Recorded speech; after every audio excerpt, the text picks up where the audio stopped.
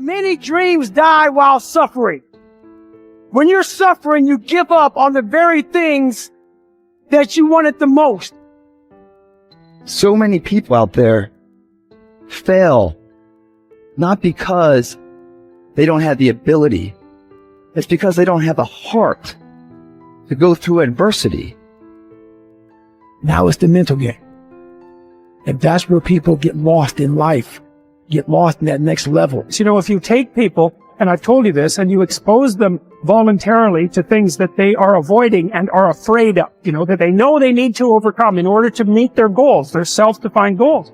If you can teach people to stand up in the face of the things they're afraid of, they get stronger. And you don't know what the upper limits to that are, because you might ask yourself, if for 10 years, if you didn't avoid doing what you knew you needed to do, by your own definitions, right, within the value structure that you've created, to the degree that you've done that, what would you be like? Well, there are remarkable people who come into the world from time to time, and there are people who do find out over decades-long periods what they could be like if they were who they were, if they spoke their being forward. And they'd get stronger and stronger and stronger, and we don't know the limits to that. We do not know the limits to that. And so you could say, well, in part, perhaps the reason that you're suffering unbearably can be left at your feet, because you're not everything you could be, and you know it.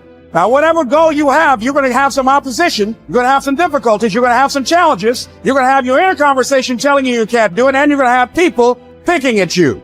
You got to talk to yourself when you begin to think negative.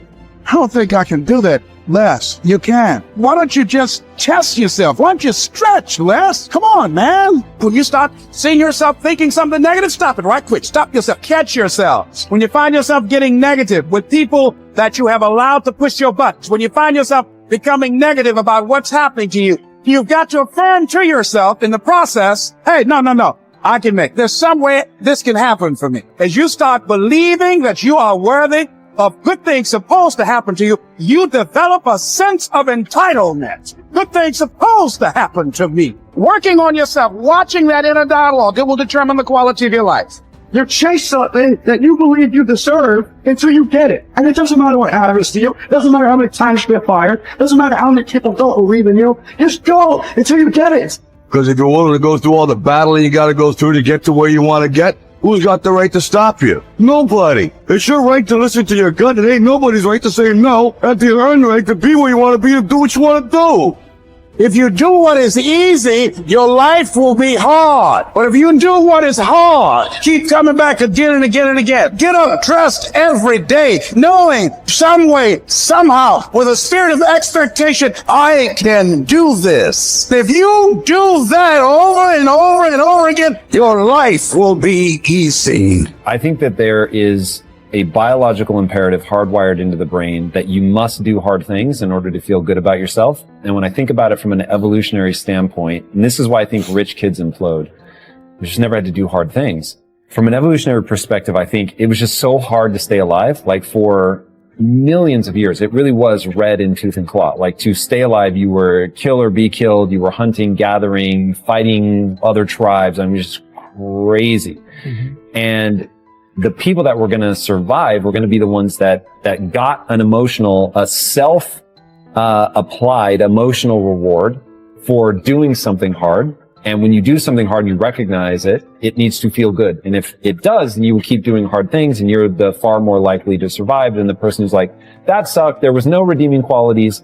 And so it's just like, when I think about that, because if I were to create a recipe for fulfillment, it's very simple. It's working really hard, doing hard things to gain a set of skills that allow you to serve not only yourself, but others. Mm-hmm. That's it. That's the whole recipe. But it really has to be that you had to do something hard. If it came easily to you, it won't give you the sense of respect that you want. Like the stuff that I've gotten more easily in my life, I don't take a lot of pride in. It's always the stuff that I grind out, like through pain and suffering, and I endure. In fact, I want to read you a quote.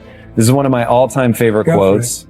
So here it is. To those human beings who are of any concern to me, I wish suffering, desolation, sickness, ill treatment, indignities. I wish that they should not remain unfamiliar with profound self-contempt, the torture of self-mistrust, the wretchedness of the vanquished. I have no pity for them. because I wish them the only thing that can prove today whether one is worth anything or not. That one endures. We are all chained to fortune. The chain of one is made of gold and wide, while that of another is short and rusty. But what difference does it make? The same prison surrounds all of us, and even those who have bound others are bound themselves, unless perchance you think that a chain on the left side is lighter. Honors bind one man, wealth another. Nobility oppresses some, humility others. Some are held in subjection by an external power, while others obey the tyrant within. Banishments keep some in one place, the priesthood others.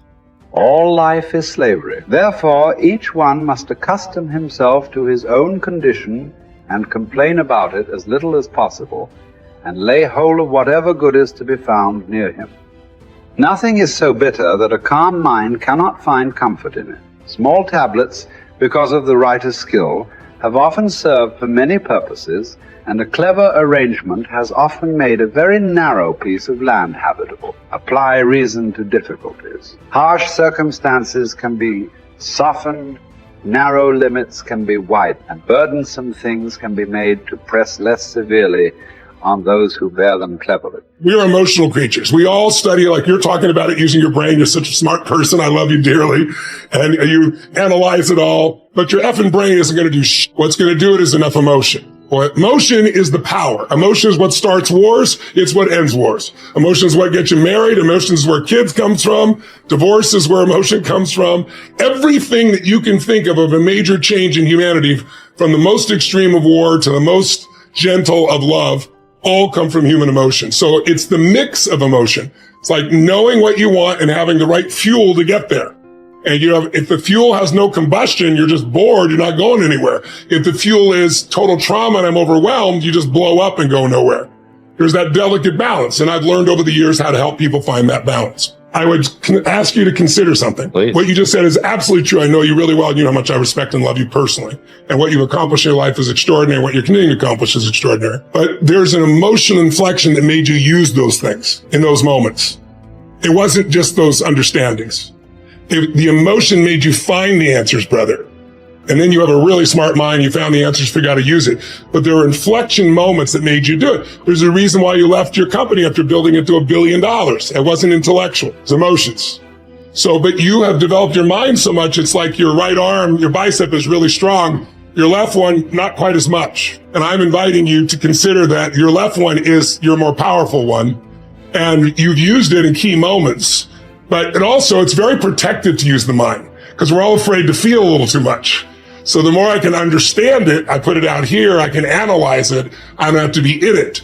But the truth is, where the real impact is when there's enough emotion that gets you to apply the things that you understand intellectually, right? Or find the answer that you didn't even have the answers. You found the answers intellectually because the emotion drove you. So it's really studying what creates that emotion that makes the difference in anybody's life. That's where everything begins and ends, is with emotion. And yet our society is all about up here. In Chinese medicine, it's all about the heart, right? That's considered the center. In America, we think it's the brain. When you first are born, your heart starts beating. That's how we know you're alive. And there is no brain yet. I mean, this literally is the initial sense of intelligence. That's why, for thousands of years, even poets have talked about the power of the heart. Well, the heart has tremendous power, and there's a biochemical connection between the brain and the heart that I know you know about. And learning how to use that is where you create more lasting change. When I was understanding it all, I was good. When I learned how to move people, I got great at what I was doing.